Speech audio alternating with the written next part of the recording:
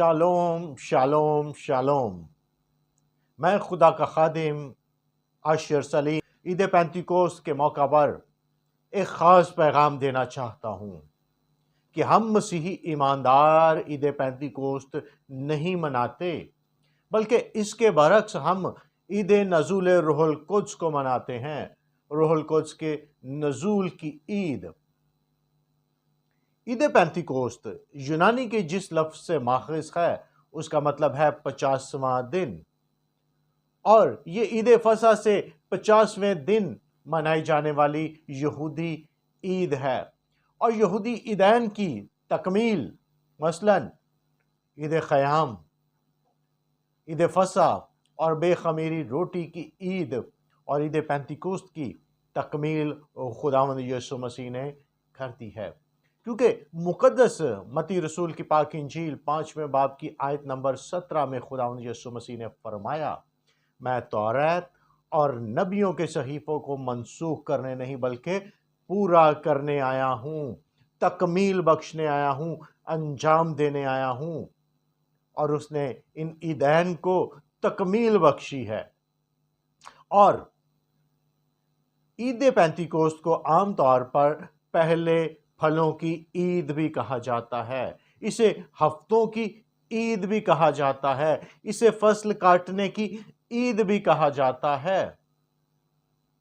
اور اس میں اپنی فصل کے پہلے پولے کو اور اپنی فصل کے پہلے پھلوں کو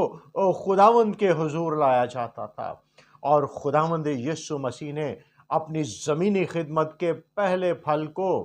خدا کے حضور پیش کیا،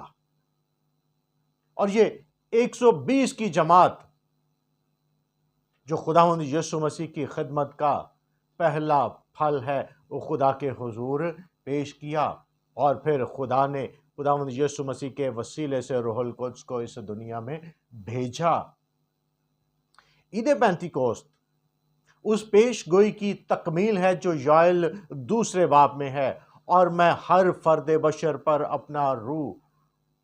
نازل کروں گا، تمہارے بیٹے اور بیٹیاں